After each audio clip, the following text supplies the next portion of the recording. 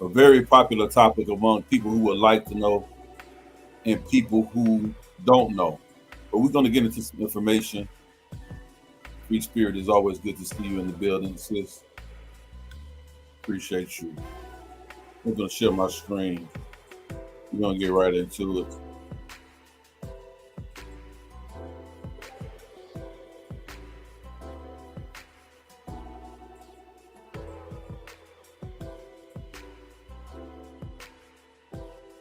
You'll make it bigger.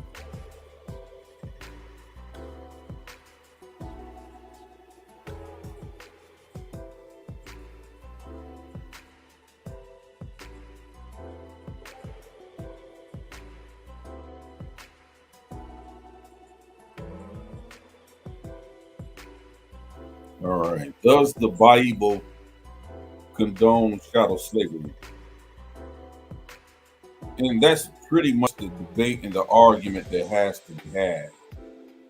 Again, please like, share, and subscribe. If anybody you know has any interest or understanding, or if you had this discussion with anybody about whether or not the Bible actually supports slavery, chattel slavery, because that's what we need to get to. Please get them on, and we're going to go through it. Let's get it. Does the Bible condone chattel slavery? And when we talk about slavery, or even chattel slavery, people are often, they make the false equivalency of attempting to compare slavery in the ancient Near Eastern culture or ancient Near East with slavery or chattel slavery as we know in America, African Americans know all too well, or descendants of African American slaves and slaves know all too well in the South. And that false equivalency is always made, especially in the community, where they really try to indict the Bible, right? And that it's not good for Black people because it promotes slavery. And what we have to do is first dispel that notion and show and prove. And so let's get into it. This is the opening or my claim here. Does the Bible condone chattel slavery? So first thing we need to do is getting the terminology straight. That's the first thing we need to do. Put the one in the chat if you can hear me clearly. Getting the terminology straight. A major cause of confusion for contemporary readers is the assumption that the word slave, as it is found, free spirit, as it is found in Old Testament legal passages, meant the same thing in ancient Israel as it does for us today. The Old Testament was written in classical Hebrew.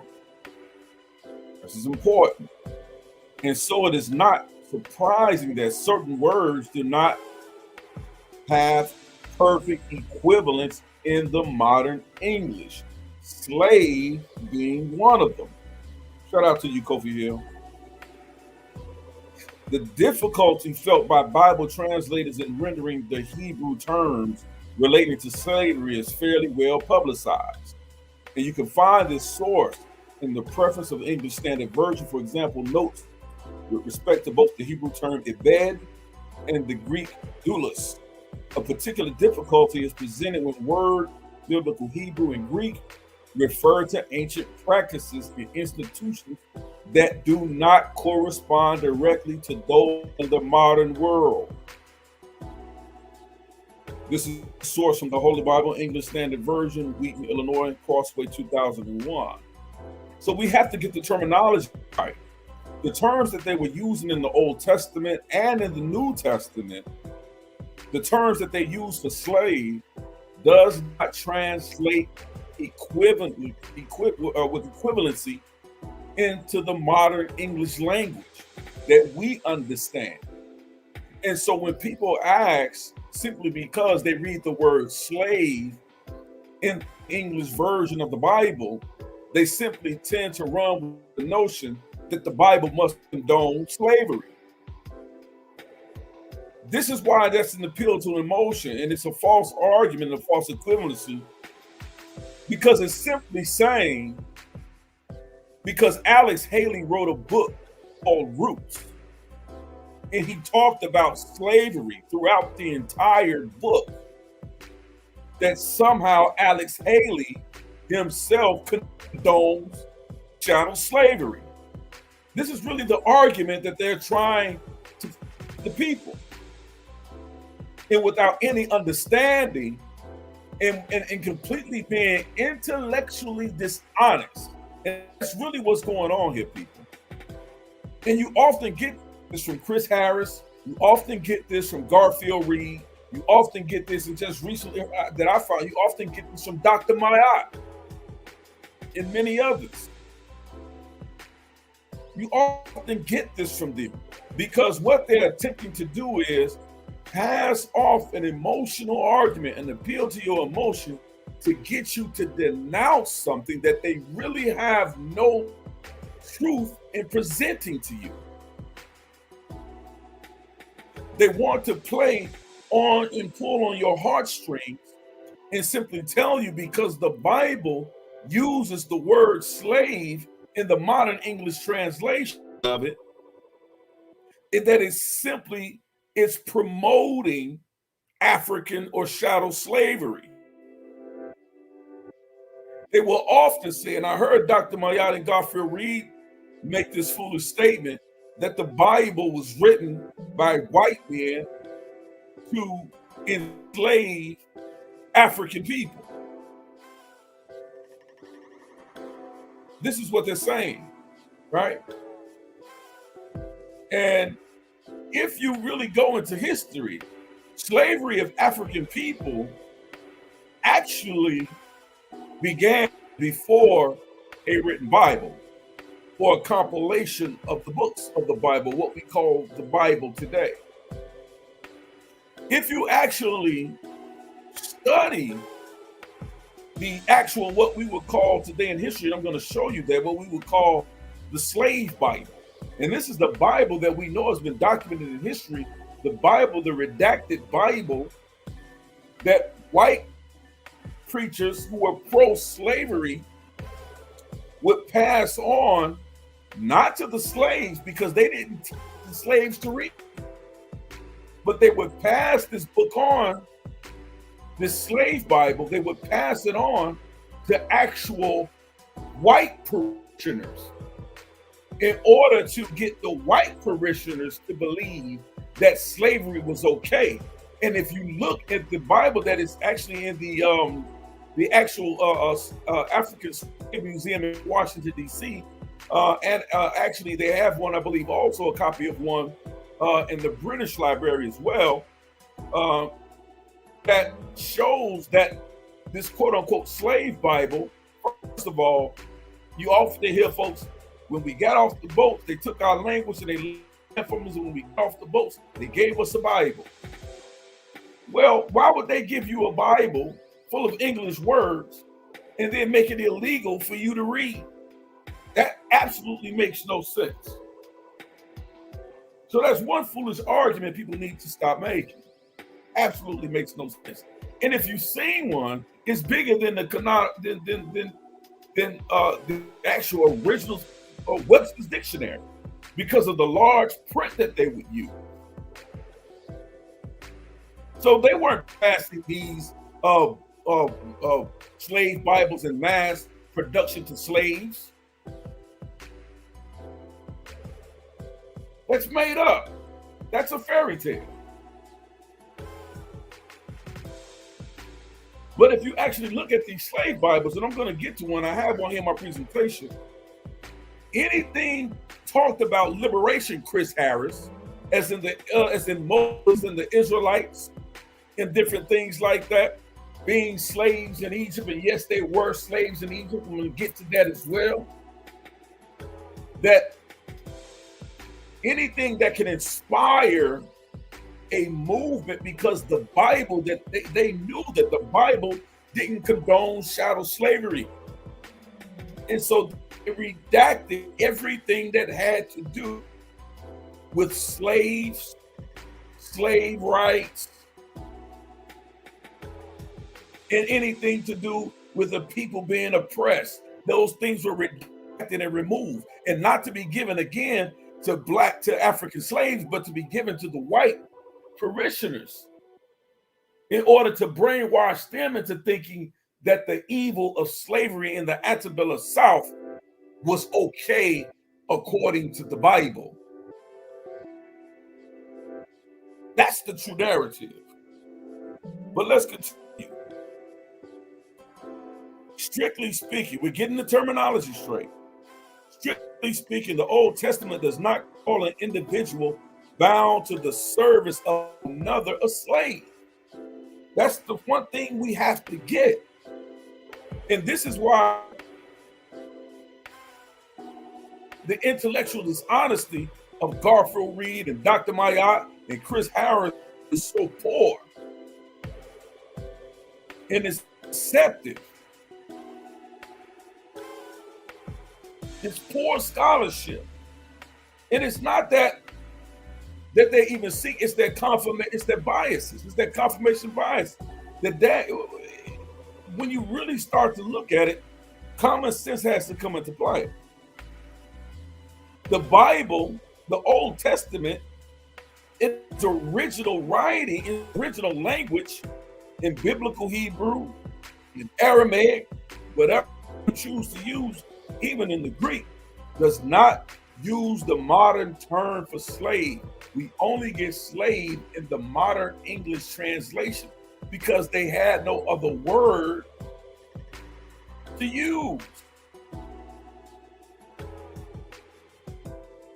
And so if you look at the Old Testament in the Hebrew, a slave, it calls him an Ebed, E-B-E-D, or pronounced Eved. And it called a woman in the same role an Amma or Amma. That's important, people. While these terms can connote very harsh slavery, listen to what I'm saying, comparable to that which was found in the antebellum South, like the Hebrews and the Egyptian slaves, it often does not. So even though you can compare it in its severity and its etymology in the Hebrew words and Amma, the Bible rarely uses the words in those connotations. It rarely uses the words to denote that type of harsh slavery being condoned or being used or being supported, especially by the Israelites. And this is the argument that they don't want to have. This is why Chris Harris 100% hands down lost that debate to Vocab Malone last night. And anyone knows I've debated Vocab Malone myself on Debate Talk for You. I'm not a fan of Vocab Malone, so this is not what this is. But what I'm telling you is that on this particular topic and subject, Vocab Malone was correct. And he destroyed Chris Harris. Now, what you get is Chris Harris in the echo chamber over on Sonetta TV, and an applause from Sonetta as if Chris Harris just spoke truth when he absolutely did not. This is why I raise an eyebrow to these people every time they say, "Oh, yeah, he destroyed this person or that person destroyed that person." Chris Harris did no such thing. It was a very, very poor debate for Chris Harris. Very poor debate. But let's continue. As I was saying, the terms used for slave, ebed and amah in the Hebrew, which could actually be denoted with harsh tasks or harsh slavery, it's rarely used in that format in the Bible. Rarely used. Often it does not. And in most cases, the words appearance in the Old Testament, in the so-called Old Testament slave laws. The most that can be said about in general about these two terms, especially the first one, eved or ebed, is that they are used to denote a social class that is relatively lower than another. So when you're reading the Old Testament, the book of Exodus, the book of Leviticus, the book of Deuteronomy, when it's talking about slaves in the slave laws, it's speaking of class, a class of people, not a race of people, number one. It's used to denote a social class that's relatively lower than another. We have that today in America. If you haven't noticed, some of you engage in it.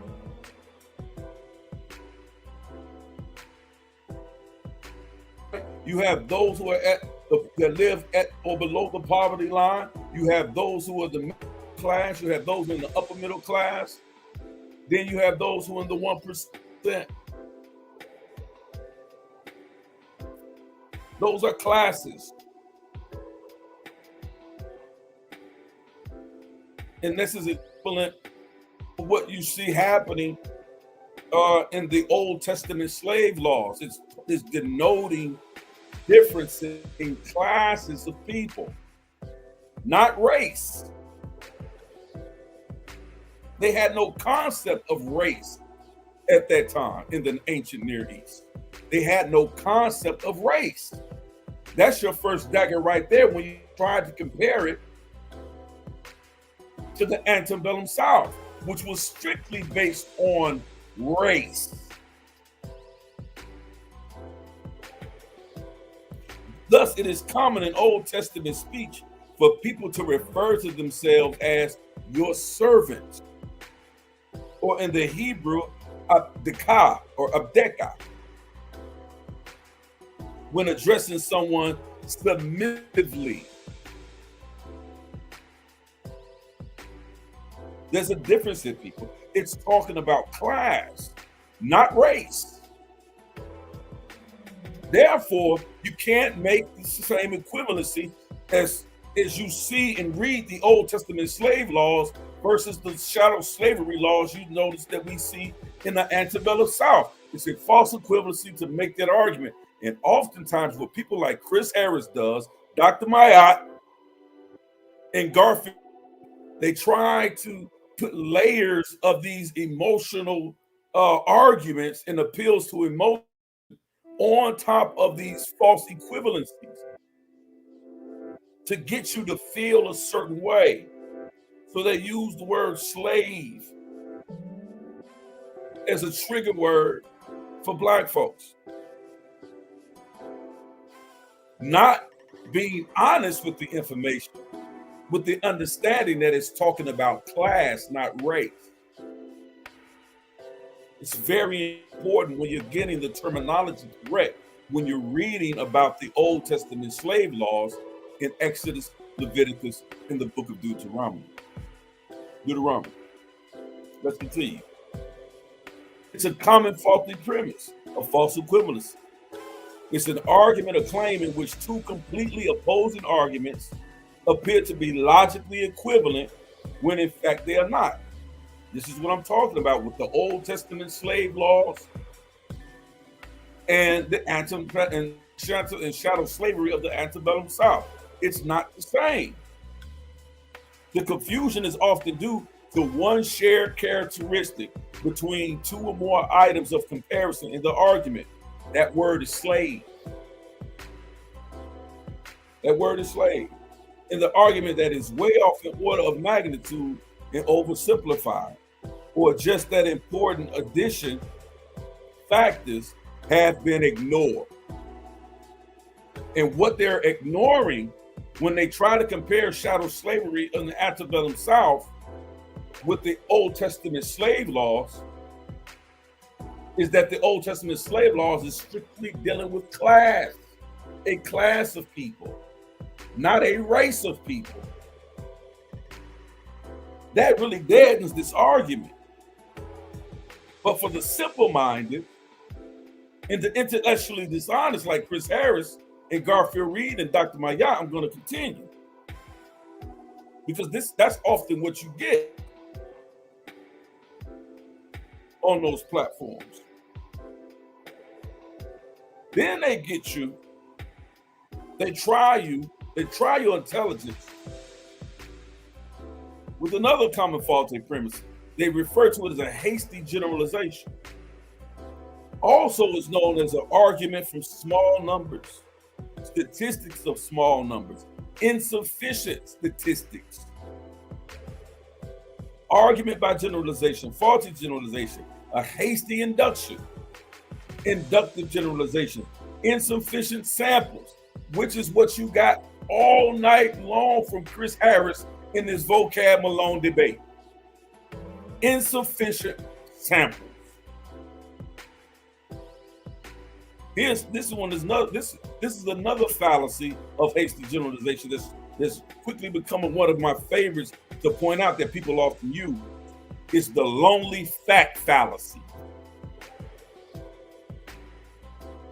And Chris Harris all night long used this lonely fact fallacy, simply pulling on the heartstrings that simply because the modern Bible translation uses the word slavery or slave, that it somehow equates to the same connotation as slavery in the antebellum South. Poor scholarship. Poor scholarship. An overgenerality, an overgeneralization. And here's another one, an unrepresentative sample. That's another hasty generalization that Chris Harris used all night long, a lonely fact fallacy and an unrepresentative sample. Show no sample of chattel slavery in the Bible being condoned, being supported in Scripture. He failed miserably. This is why Vocab Malone won the debate. Chris, you failed miserably. So the government set forth in this lecture, proving the Bible does not condone chattel slavery. As far back in history as can be traced, slavery has existed in some form. Chattel slavery, or the owning of human beings as property, able to be bought, sold, given, and inherited, is perhaps the best known form of slavery. Slaves in this context, and this is key, family, slaves in this context have no personal freedom or recognized rights to decide the direction of their own lives. That's chattel slavery. That's antebellum. That's the antebellum South.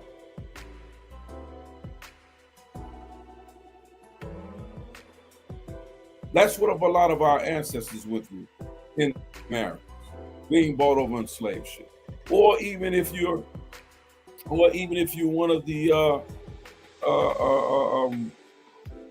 persons who believe that we were already here, whatever stance you take. Slaves in the context of what most people know about chattel slavery? People have no personal freedom or recognized rights. This is why we had to fight for equal rights. Slavery didn't give us equal rights. They didn't recognize black folks' rights. They didn't recognize slaves' rights. Slaves had no personal freedoms in the Americas, in the antebellum South. They had no right to decide the direction of their own lives. Families were torn apart and sold off. They had no say-so in that. They had no way to recover or redeem what was lost or stolen from them. So my claim in warrant is that many modern readers of the Bible, like Chris Harris and Dr. Mayad and Garfield Reed, attempt to equate modern notions of slavery with the forms of slavery practiced in the ancient Near East.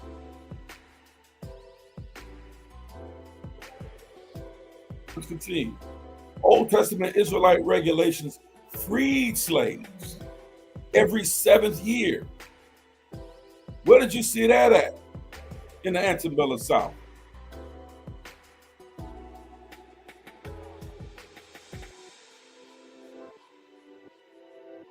Ta-Nehisi Coates will tell you that didn't exist in chattel slavery in the antebellum South. Alex Haley never wrote about a 7-year slaves being set free every 7 years, as you read about in the Old Testament. That's you having some direction or having some control over your own life. Slaves in the antebellum South had to work for so many years and had to pay for their freedom oftentimes at the white slave owner's discretion. But that was never given as an option for Old Testament laws for Israelite regulations, because it was a law. You had to free your slave.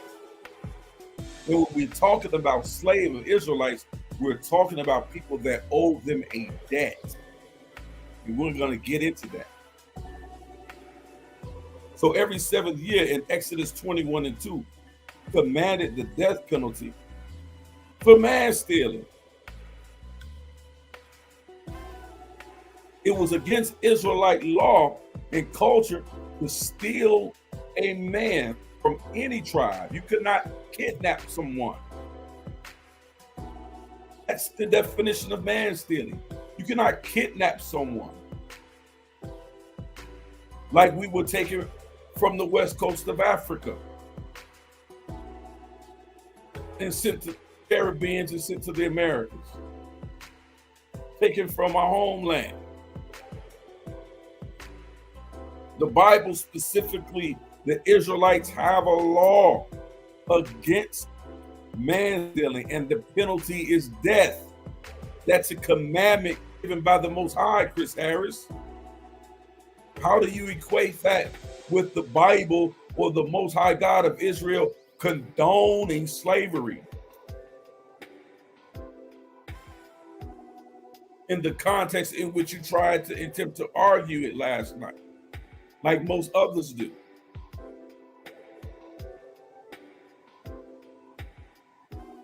Does not exist. Further, non-chattel slavery is generally not organized by race, but by circumstance and economics. For example, foreigners, debtors, criminals, and so on. To be clear, slavery in any sense perverts the law was created intention for human beings. And there are some harsh passages we have to deal with.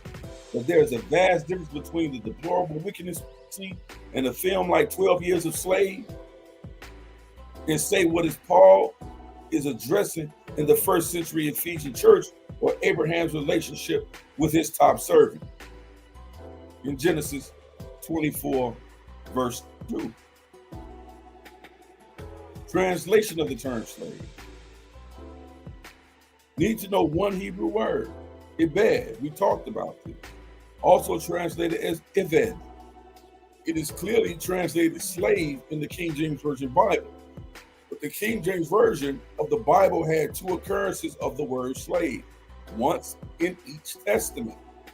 The New King James Version in the 20th century had 46 occurrences.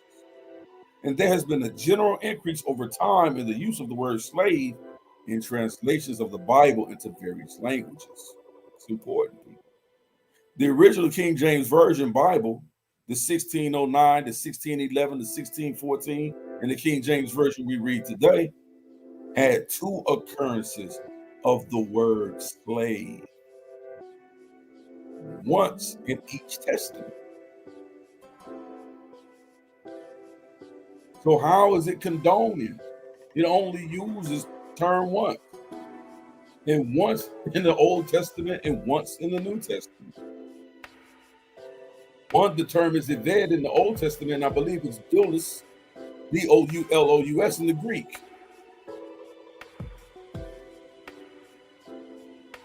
Ebed is translated as slave in some cases and servant as others in Leviticus 25 and 42. In the English RSV translation has slave once and servant once, but both translate the same word, ebed, servant and slave, used to overlap much more meaning, but now have different meanings. Servants are no longer seen as slaves. The meaning of the word ebed is not inherently negative, but it relates to work. It's specifically talking about a working class of people. The word identifies someone as dependent on someone else with whom they stand in some sort of relation. In other words, it's just like when Chris Harris talks about that, good job he has, that he goes to. You're, according to the Bible, you're a slave. You're an ebed. You're a servant. That's right. Do you consider yourself a shadow slave? Do you consider yourself being subservient and placed into shadow slavery, Chris Harris? Dr. Maya? Garfield Reed? No. Don't carry the same connotation.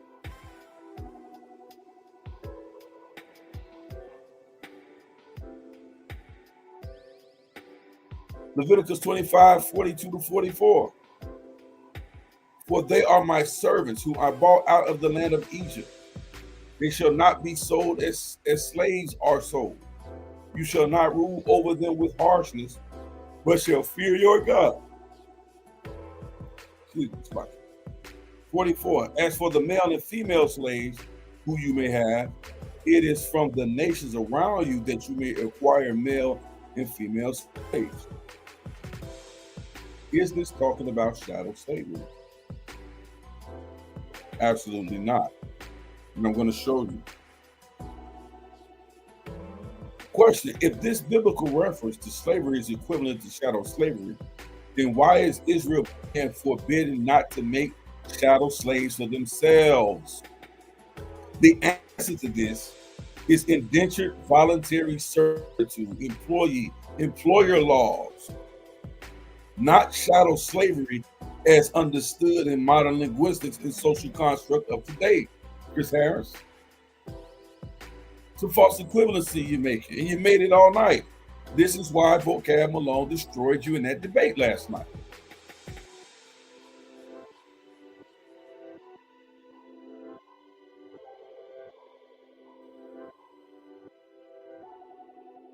Let's get into some things, though. I want to get to this because it's a very long presentation. I'm going to have to do this in a couple of parts. And Chris Harris, if anybody else that argues about the definition of the understanding of slavery in the Bible, come get it. Come get it. I got this word for it. So let's look at comparing the slave systems. One being of servitude and one being of shadow slavery. The following table shows a comparison of slave systems, conditions of slaves in different systems. So in the Old Testament, did they receive a holiday? Or in other words, did they receive breaks or days off? That answer would be yes. as many workers would do as you do now for those of you who go to a secular job.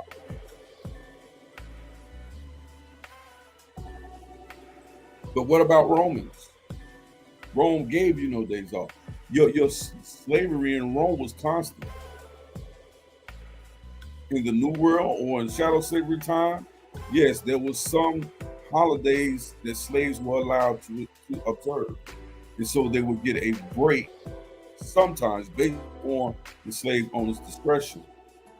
They would be allowed to take some time off or not to work in the fields from sun up to sundown. What about enough food? In the Old Testament, a person who was denoted as a slave had to be fed enough. You had to provide for them adequate food. And they often ate in your home with you at your table as a part of your family in the Old Testament. Did that occur in Roman culture? No. Did that occur in the New World? No. In shadow slavery times in the Antebellum South? Absolutely not. In the Old Testament, did you have the slaves or people that were called slaves of these servants? Did they have any legal recourse or redress when they were wrong? Yes, I'll show you the scriptures in the Bible. In the Roman Empire, no. In the New World and shadow slavery in Antebellum South, no, you had no legal rights. Clear contrast in comparison. Did you have sexual protection? In words, were women allowed to be raped? The answer is no. Rape in the Israelite culture came with the penalty of death. Roman culture, women weren't protected from sexual assault, sexual abuse, and rape. And neither in the Antebellum South. We know this.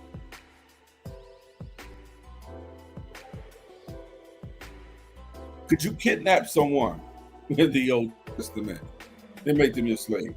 The answer is no. In Rome, yes. In the Antebellum South, yes, of course. They brought us over here on slave ships. Were you placed in chains in the Old Testament as a slave? The answer is no. But in the Roman Empire and the Antebellum South, yes. What about torture? Absolutely not in the Old Testament. But they could torture you in the Roman Empire. They could torture you in the Antebellum South. What about physical abuse? It wasn't allowed in the Old Testament. But in Rome, men and women to do it, and men to do it physical abuse. Many young men and young women faced sexual abuse. We heard of many rapes and buck breaking even in the Antebellum South. That was unheard of in the Old Testament. First of all, buck breaking was an abomination according to the scripture. So we know that them white folks didn't write this book. We know they didn't write this book. And I'm going to tell you, here's another retarded argument, Dr. Maya and Garfield Reed to make the other day. Explain to me why the white man or the white people or the white culture, as you guys put it, would write a Bible, would write a book. I heard this idiot say the same thing also. Macabre or Macoba, whatever his name is, that they be playing over there on the quiet cat lead.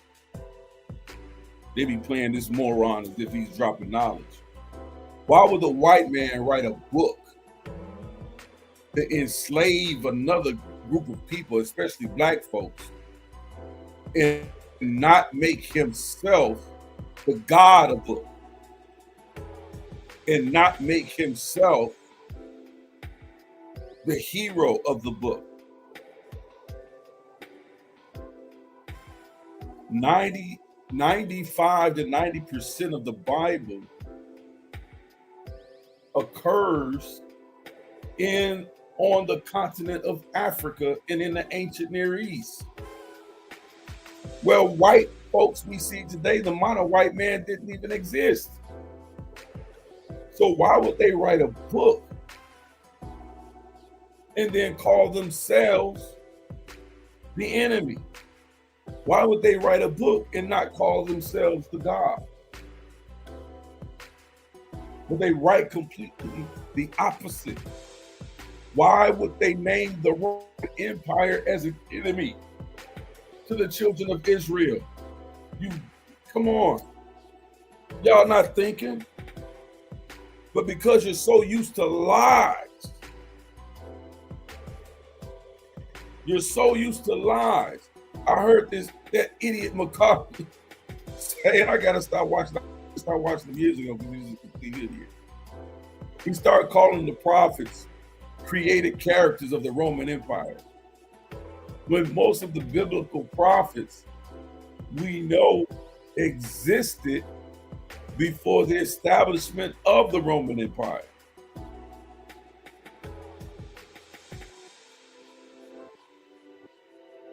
Especially when you get to the Torah.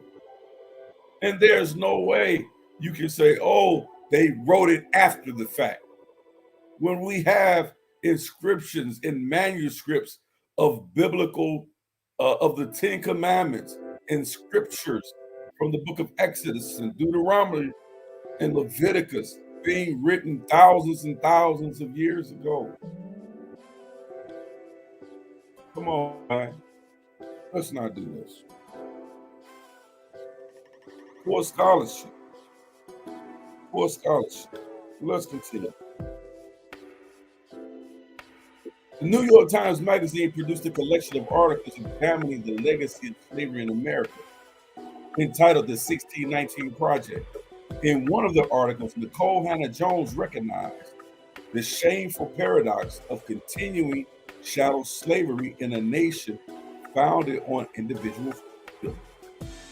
While this clear contradiction and its ripple effect on contemporary society are indeed lamentable, a similar enigma has persisted from the pre-Civil War era concerning the character of the God of the Bible.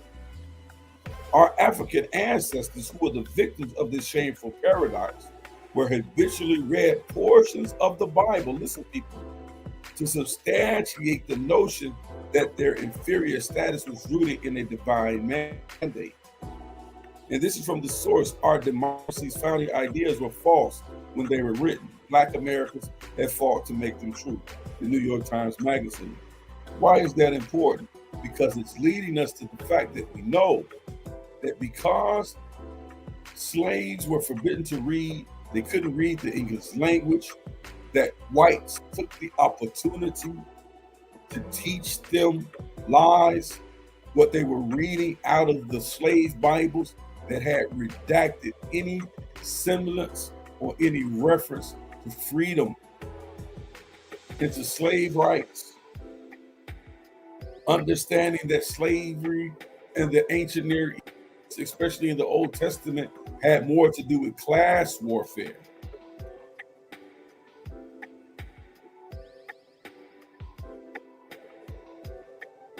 But let's get into it. I'm going to show in this presentation using viable sources and citations for biographical and historical records of our ancestors who used the Bible as a foundation to rebel. Chris Harris, is the Bible a book of liberation? Too many failed arguments you've been making, brother. But you can make it there in the echo chamber. They like that intellectually dishonest crap you be spewing over there. But I dare you to walk across this line. I dare you to walk across this line.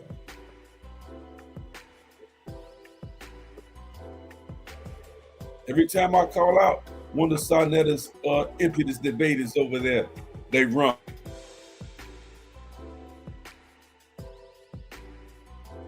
runs.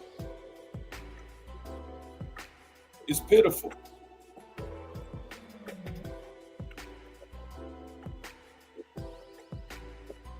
It's pitiful.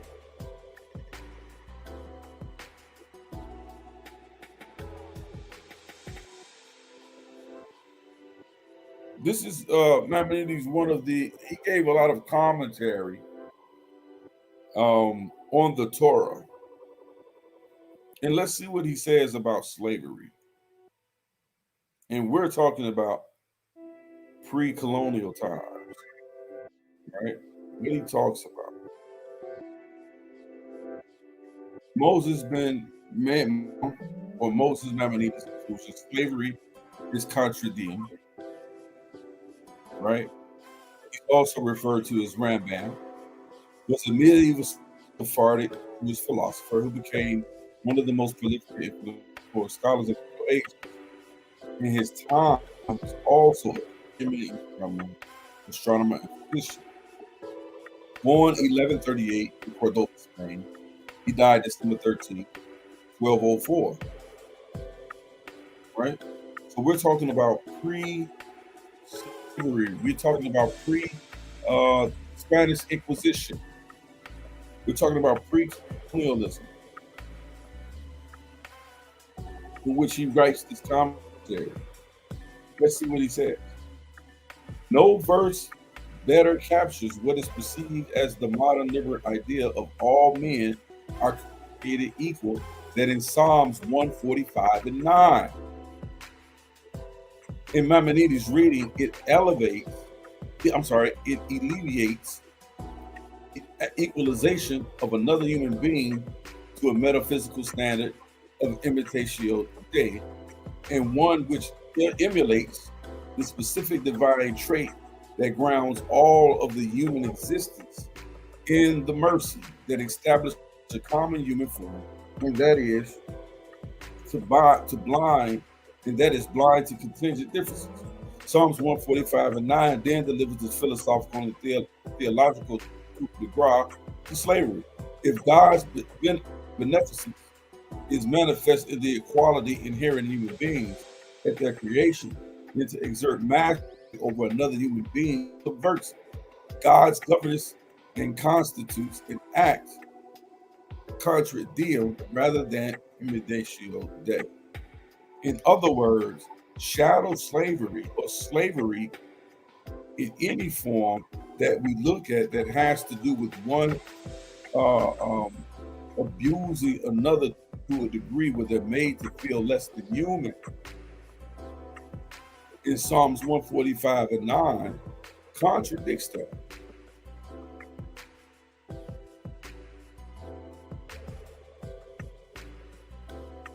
The regulation of Hebrew slavery, a step towards abolition.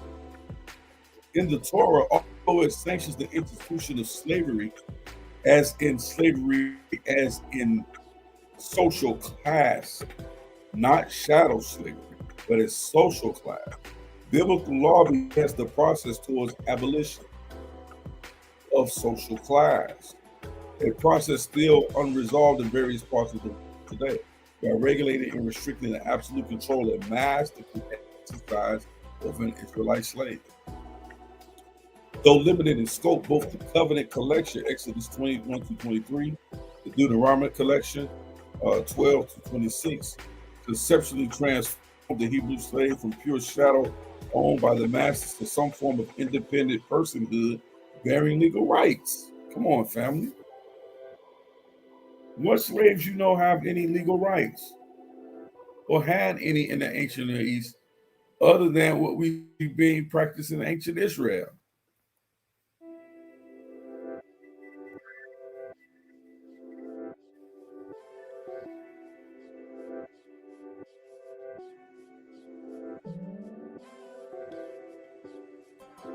In the Torah, although, let's see what it says here.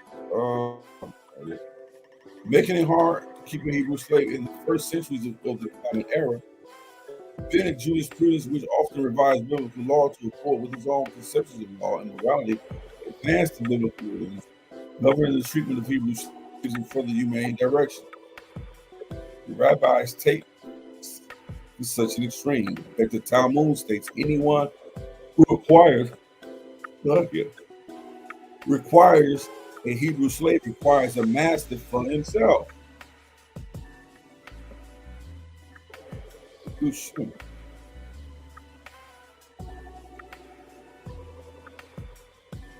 That's powerful.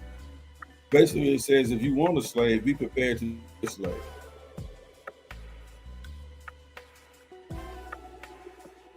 Now let's get to the Smithsonian, right? We're talking about the slave Bible. The heavily abridged or redacted slave Bible removes passages that might encourage uprisings.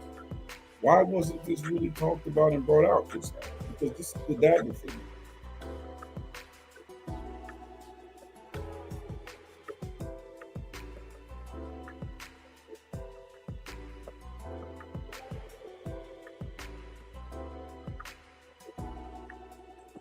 The Slave Bible of 1807, a typical Protestant edition. This is what you see here. Of the books contains 66 books. A Roman Catholic version has 73 books, and an Orthodox translation contains 78 books. The museum says in a statement, by comparison, the astoundingly reduced Slave Bible contains only parts of 14 books. Come on, family. They didn't even give the folks the whole Bible.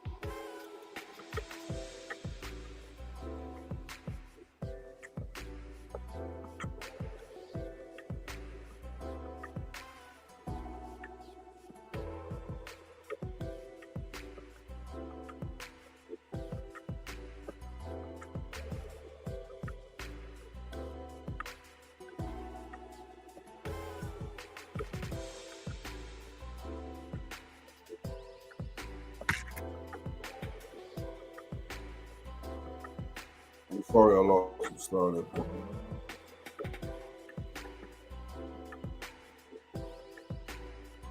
But the Bible gives no sanction to slavery. By Tennessee. Publication date 185, pages 12 through 13. We see the citation source here. And it talks about how the Bible doesn't condone chattel slavery. Now watch this. Let's read some of these. It says, now according to the law, I am considering the servants were to be bought, not taken in war, not forced to service, as is the case with slaves. The Israelites made so many conquests that they could easily, without purchase, have supplied themselves with slaves, if that had been allowed. But it wasn't. If they had not regarded the principles of justice, they could easily have forced into slavery the strangers that dwelt among them. From these circumstances, it is reasonable to believe that they purchased such poor heathen and sojourners as chose to sell themselves service for a term of years, and that the difference between these and Hebrew servants was that they contract for a longer term and might by skirting be coerced to all their contracts, while the Hebrew servants could not be treated. They must be treated as hired servants. I mean, I can go through this book, but this kills it right here. This publication. The Bible gives no sanction to slavery. No sanction to slavery. I'm going to show you a few more things here. I'm just really going through this pretty quick because I have so much. Here's another key point here. In Israel, there were no slave market.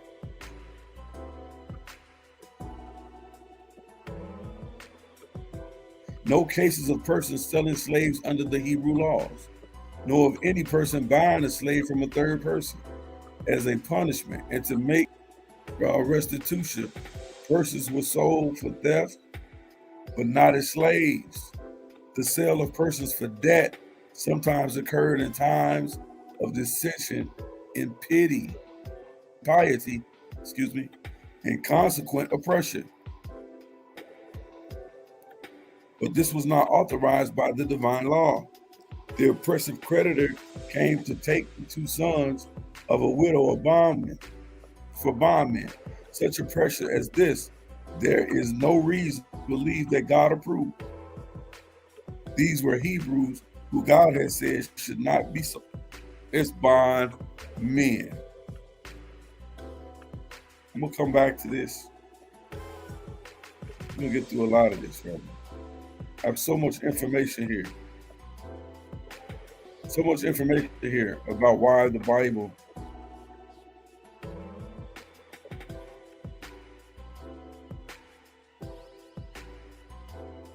doesn't condone chattel slavery. And it's simple, people.